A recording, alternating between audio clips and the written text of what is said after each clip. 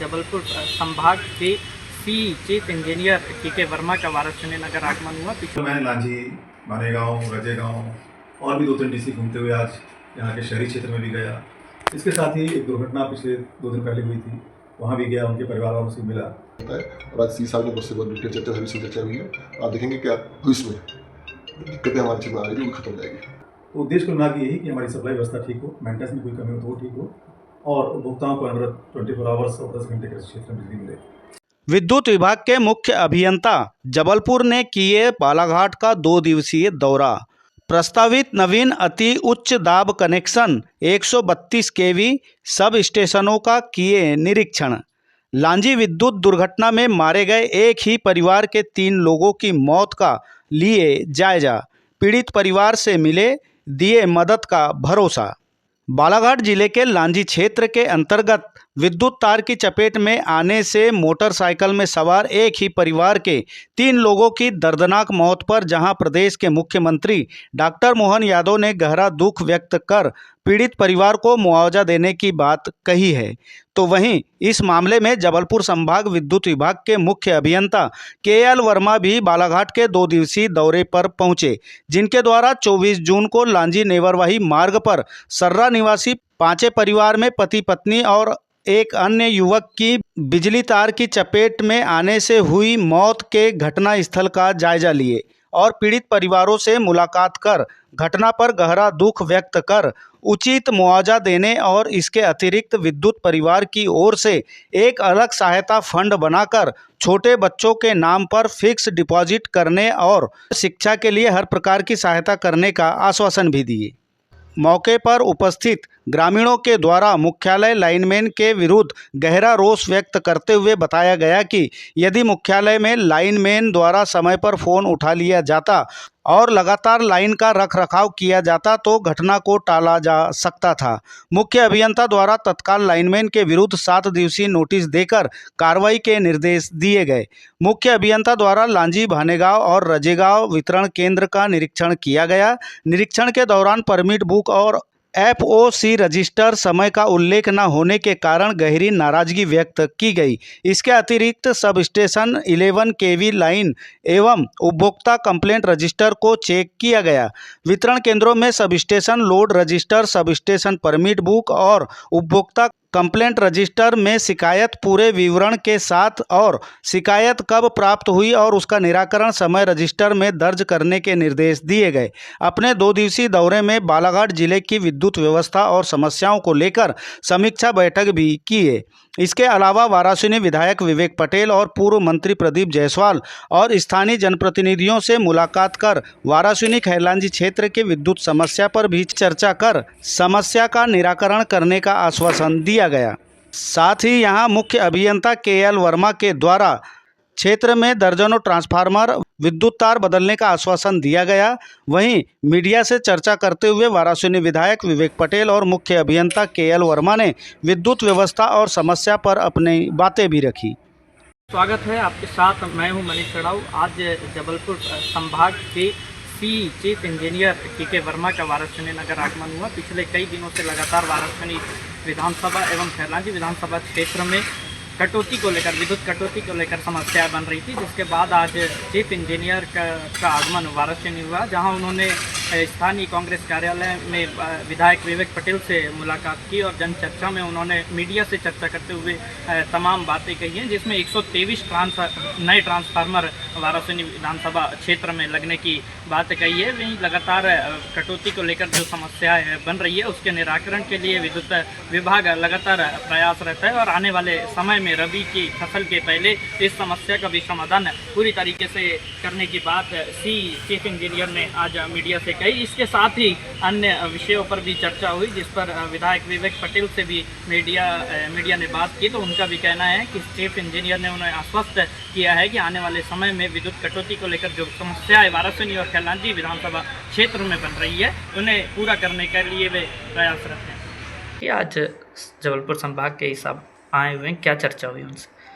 जो चर्चा चल रही थी पिछले 4-5 दिनों से, उन्हीं चर्चाओं पर और हमारे क्षेत्र वाराणसी में जो 90 पंचायतें हैं, उसमें जो दिक्कतें हैं, जो वितरण केंद्र की समस्याएं थी, सब पर बहुत डिटेल से सी साहब से बात हुई और सभी हमारी समस्याओं का समाधान शीघ्र हो जाएगा। रही बात कुछ दिनों से बात बता रहे थे कि टाउन में दिक्कत जा रही है, टाउन की भी दिक्कत दूर हो जाएगी, टाउन में भी कटौती होना बंद हो जाएगी। नया 132 का सब स्टेशन बनने वाला है, उसकी प्रोसेस में है। 33 का बनने वाला है, उसकी प्रोसेस में है। और नए कैपेसिटर आने वाले हैं, नए ट्रांसफॉर्मर आने, सभी विषय में काफ़ी डिटेल चर्चा हुई। और ये लग रहा है कि बहुत जल्दी जो दिक्कतें हमारे क्षेत्र में विद्युत विभाग को लेकर है वो दूर हो जाएगी। और लगातार विभाग काम कर ही रहा है। हमारे एससी साहब हैं, बी साहब हैं, इनसे लगातार चर्चा होती है। और जब भी हम जो चीज़ कहते हैं हमें समय सहयोग मिलता है। और आज सी साहब ने मुझसे बहुत डिटेल चर्चा चर्चा हुई है। आप देखेंगे क्या भविष्य में दिक्कतें हमारे क्षेत्र में आ रही थी वो खत्म हो जाएगी। पिछले 2 दिनों से मैं बालाघाट जिले में हूँ। तो इस समय बारिश का मौसम है, आंधी तूफान का मौसम है। तो एक तो मुख्य रूप से ये है कि हमारी विद्युत व्यवस्था की क्या स्थिति है, ट्रिपिंग, जो कंप्लेंट्स हैं एफओसी में, जो भी कंप्लेंट्स उपभोक्ता दर्ज कराते हैं उनमें कितना समय लग रहा है शहरी क्षेत्र में, ग्रामीण क्षेत्र में। इसी तारतम्य में कल मैं लांझी, मानेगांव, रजेगांव और भी 2-3 डीसी घूमते हुए आज यहाँ के शहरी क्षेत्र में भी गया। इसके साथ ही एक दुर्घटना पिछले 2 दिन पहले हुई थी, वहाँ भी गया, उनके परिवार वालों से मिला। तो उद्देश्य कुल मिला के यही कि हमारी सप्लाई व्यवस्था ठीक हो, मेंटेनेंस में कोई कमी हो तो वो ठीक हो और उपभोक्ताओं को अनवरत 24 आवर्स और 10 घंटे कृषि क्षेत्र में बिजली मिले। पूरे गर्मी मेंटेनेंस के कार्य करने के बाद भी बरसात में यही कारण बनता जाता है, चूँकि बिजली के बिना कोई कार्य असंभव भी नहीं है। ऐसे में बिजली विभाग की जवाबदारी तो बनती है सर। इसमें किसी भी प्रकार की कोई अघोषित कटौती नहीं है, पहली बात तो ये समझ लें, ना गवर्नमेंट की तरफ से ना किसी भी लोकल स्तर पर। अब रही बात जो आपको लगता है कि अघोषित कटौती, तो आप देखते होंगे कि प्री मानसून और पोस्ट मानसून इसके समय हमारा मेंटेनेंस होता है सभी सब स्टेशनों का, 33 kV लाइन का, 11 kV लाइन का। तो अभी बारिश के पहले मतलब अप्रैल से शुरू हो जाता है। तो आप देखें कि कितना बृहद जाल बिछा हुआ है सब स्टेशनों का, लाइनों का। इन सब का हमें बहुत सारी बेलें चढ़ी होती हैं, पेड़ टकरा रहे होते हैं, जो बरसात में हमको परेशान करते हैं। तो उस समय हम मेंटेनेंस करते हैं और जब बरसात होती है तो फिर डालियाँ टच हो जाती हैं, बेलें चढ़ जाती हैं और भी चीज़ें होती हैं। तो उसके बाद भी हमको मेंटेनेंस करना पड़ता है। तो उस मेंटेनेंस के तहत कई बार ऐसा लगता है कि अघोषित कटौती है। इसके साथ ही कई बार हमें ट्रांसफॉर्मर लगाना है, बड़े ट्रांसफॉर्मर, छोटे ट्रांसफॉर्मर, कई डिपॉजिट के काम होते हैं। कई बार हवा आंधी तूफान में पोल टूट जाते हैं, पेड़ गिर जाते हैं।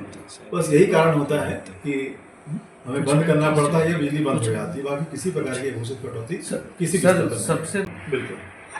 तो इस बारे में आपको अवगत कराना चाहता हूँ कि हमारी जो RDSS योजना है उसके अंतर्गत बहुत सारे आपने देखा होगा सब स्टेशन बन रहे हैं, 33 kV लाइन, 11 kV लाइन। उसी योजना में जो पुरानी केबल हैं, तार हैं, जो ट्रांसफार्मर हैं, उन सब का भी उसमें प्रोविज़न है।